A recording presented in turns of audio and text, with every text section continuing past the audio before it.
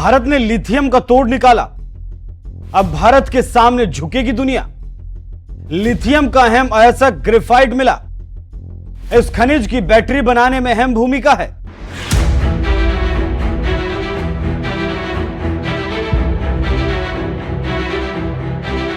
दुनिया के सबसे ताकतवर देश अमेरिका, जो दुनिया में टैरिफ का वार छिड़े हुए है, उसे अगर कोई टक्कर दे रहा है तो वो है चीन। ये वैसे ही है जैसे अगर आप मेरे साथ बुरा बर्ताव करोगे तो हम भी आपके साथ बुरा बर्ताव करेंगे, और हो भी यही रहा है। लेकिन बाकी देश चीन की तरह अमेरिका से व्यवहार नहीं कर रहे।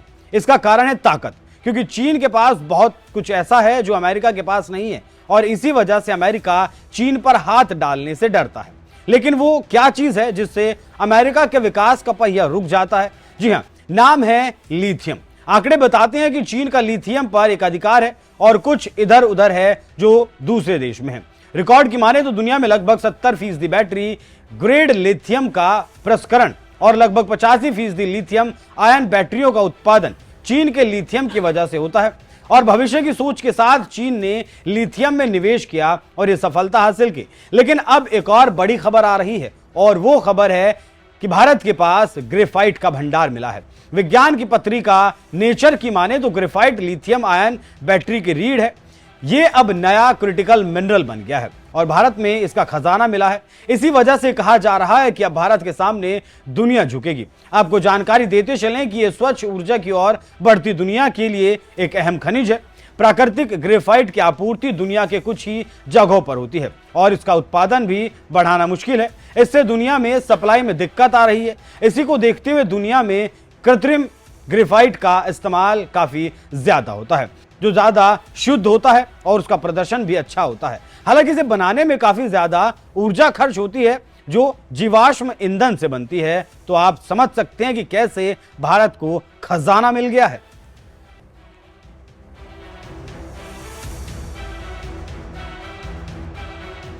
भूगर्भ शास्त्रियों की माने तो ग्रेफाइट का भविष्य अब दो बदलावों पर टिका है। पहला, कार्बन से ग्रीन उत्पादन और पुरानी बैटरियों से ग्रेफाइट को रिसाइकल करना।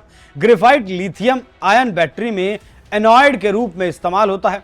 एनोड बैटरी का वो हिस्सा होता है जो चार्जिंग और डिस्चार्जिंग के दौरान आयनों को स्टोर करता है। ग्रेफाइट स्वच्छ ऊर्जा की ओर दुनिया के बढ़ते कदम के लिए बहुत जरूरी है। वहीं प्राकृतिक ग्रेफाइट के भंडार की बात करें तो चीन जहां पहले नंबर पर है, वहीं भारत में भी इसका विशाल भंडार मिला है।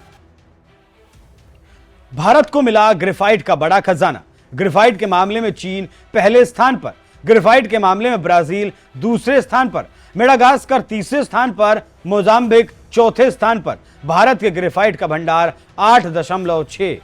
तो आप समझ सकते हैं कैसे भारत ने अपने आप को दुनिया के सामने पेश किया है, और इसका कारण क्या है। ग्रेफाइट मिलने के बाद भारत ने खनन कंपनियों को प्रोत्साहित किया है कि वो इसे निकालें ताकि चीन पर से निर्भरता को कम किया जा सके। भारत में इलेक्ट्रिक गाड़ियों की मांग तेजी से बढ़ रही है। ऐसे में ग्रेफाइट का रिजर्व होना बहुत जरूरी है। अरुणाचल प्रदेश के पश्चिमी सियांग, पापुम पारे और लोअर सुबानसिरी जिले में ग्रेफाइट बड़े पैमाने पर मिला है। इसके अलावा कश्मीर और मध्य प्रदेश में भी ग्रेफाइट की खोज शुरू की गई है और कहा जा रहा है कि अच्छे संकेत मिले हैं। इसी कारण भारत गदगद है और वो अब चीन को पीछे करने की बात सोच रहा है। देखना होगा आगे क्या होता है और इसका रिजल्ट कब तक निकलकर सामने आता है। लेकिन ग्रेफाइट मिलना एक बहुत बड़ा संकेत है। हम यहाँ पीएम मोदी का वो भाषण आपको सुनवाते हैं जिसमें उन्होंने कहा था कि खनिज विकास का पहिया है।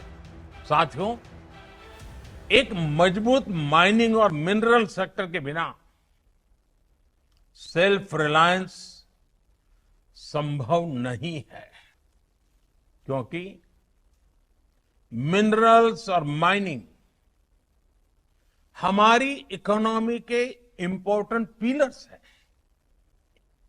अब रिफॉर्म्स के बाद अब कोल प्रोडक्शन, पूरा कोल सेक्टर भी एक प्रकार से आत्मनिर्भर हो पाएगा। अब कोयले के लिए बाजार खुल गया है। जिस सेक्टर को जब जितनी जरूरत होगी वो खरीदेगा। साथियों, जो रिफॉर्म्स के लिए और जो रिफॉर्म्स हमने किए गए हैं उसका लाभ सिर्फ कोल सेक्टर को ही नहीं, दूसरे अन्य सेक्टरों पर भी पड़ेगा। जब हम कोल प्रोडक्शन बढ़ाते हैं तो पावर जनरेशन बढ़ने के साथ ही स्टील, एल्यूमीनियम, फर्टिलाइजर, सीमेंट जैसे तमाम दूसरे सेक्टर्स में प्रोडक्शन और प्रोसेसिंग पर भी सकारात्मक पॉजिटिव इंपैक्ट होता है। सौभाग्य से हमारे यहां कोल, आयरन, बॉक्साइट ऐसे कई मिनरल्स के रिजर्व्स एक दूसरे के बहुत नजदीक होते हैं, बहुत आसपास ही होते हैं। एक प्रकार से परमात्मा ने ही जैसे क्लस्टर बना करके रखा हुआ है हमारे लिए। ऐसे में हाल में ही मिनरल्स को लेकर जो रिफॉर्म्स किए गए थे वो कोल माइनिंग रिफॉर्म्स के साथ जुड़ जाने से ये बाकी सेक्टर भी बहुत मजबूत हो गए हैं।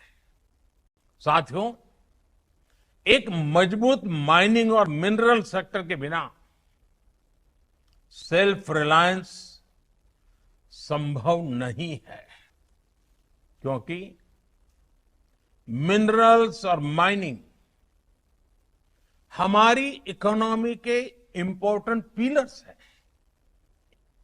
अब रिफॉर्म्स के बाद अब कोल प्रोडक्शन, पूरा कोल सेक्टर भी एक प्रकार से आत्मनिर्भर हो पाएगा।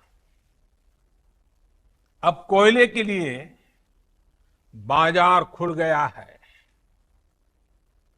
जिस सेक्टर को जब जितनी जरूरत होगी वो खरीदेगा।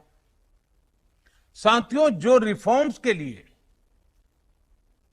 और जो रिफॉर्म्स हमने किए गए हैं उसका लाभ सिर्फ कोल सेक्टर को ही नहीं, दूसरे अन्य सेक्टरों पर भी पड़ेगा। जब हम कोल प्रोडक्शन बढ़ाते हैं तो पावर जनरेशन बढ़ने के साथ ही स्टील, एल्यूमीनियम, फर्टिलाइजर, सीमेंट जैसे तमाम दूसरे सेक्टर्स में प्रोडक्शन और प्रोसेसिंग पर भी सकारात्मक पॉजिटिव इंपैक्ट होता है। सौभाग्य से हमारे यहां कोल, आयरन, बॉक्साइट ऐसे कई मिनरल्स के रिजर्व्स एक दूसरे के बहुत नजदीक होते हैं, बहुत आसपास ही होते हैं। एक प्रकार से परमात्मा ने ही जैसे क्लस्टर बना करके रखा हुआ है हमारे लिए। ऐसे में हाल में ही मिनरल्स को लेकर जो रिफॉर्म्स किए गए थे वो कोल माइनिंग रिफॉर्म्स के साथ जुड़ जाने से ये बाकी सेक्टर भी बहुत मजबूत हो गए हैं।